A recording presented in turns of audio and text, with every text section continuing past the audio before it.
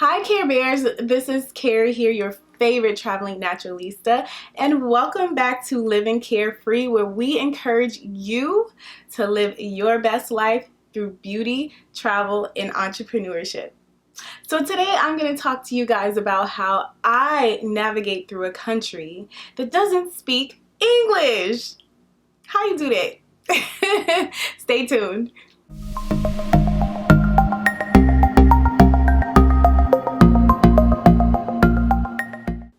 So I was talking to my homegirl the other day, and she was like, you must speak a lot of different languages because you travel all over the world, and I know those places don't speak English. And I'm like, no, I don't speak a lot of different languages.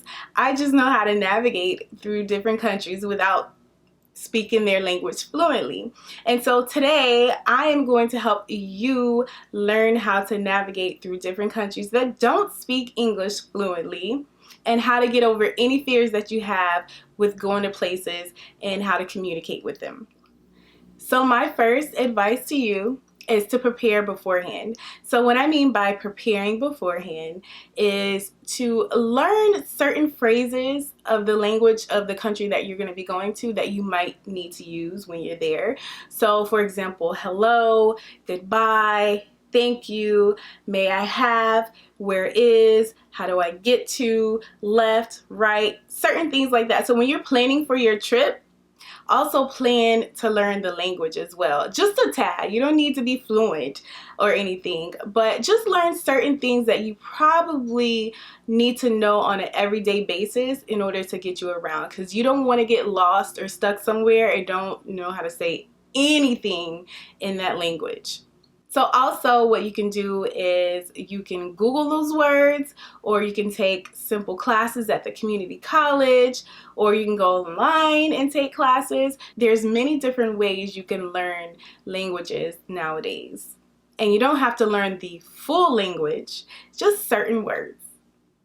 Secondly, what I suggest, if you can, travel with someone that is fluent in that language of the country that you're going to. So maybe if you have a homegirl that speaks Spanish fluently, or she probably took more Spanish classes than you did in college or high school, and she knows a little bit more Spanish than you do, ask her if she wants to go on a trip with you to Puerto Rico or somewhere in Mexico, because that will allow you to have a travel buddy as well as someone that can translate for you and get you to where you need to go on your vacation.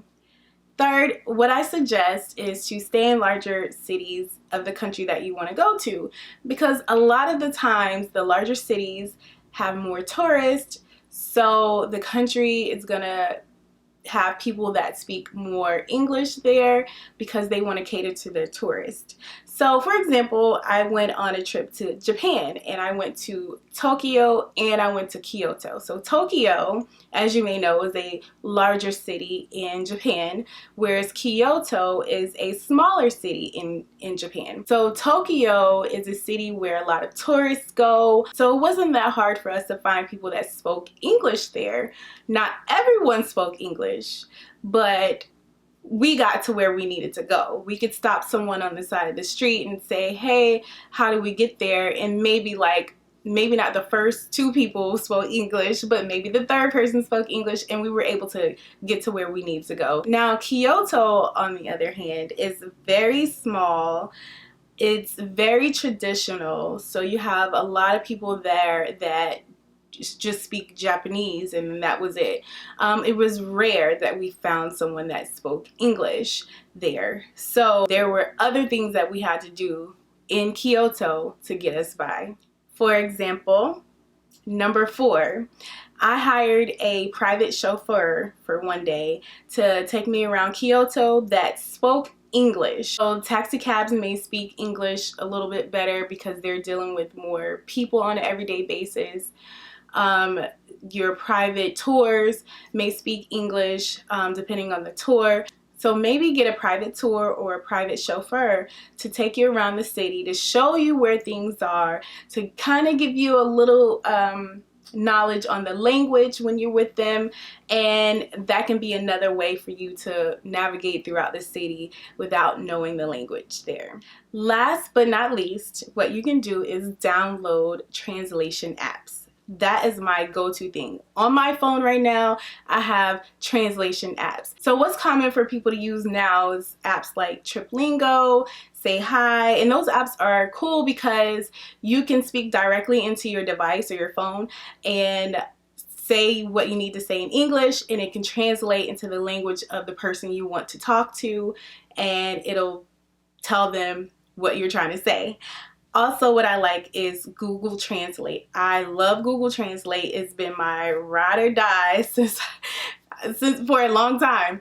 And I can remember one time I was in Brazil and I was at a bar and I wanted to order a drink and the waiter did not speak English. So I pulled out my phone and I typed in whatever I was trying to type in, and I gave it to her and she was like, oh, okay. And then she typed in, and so like we had a full-blown conversation on Google Translate. And because, you know, I started saying, oh, I like your hair. She was very pretty.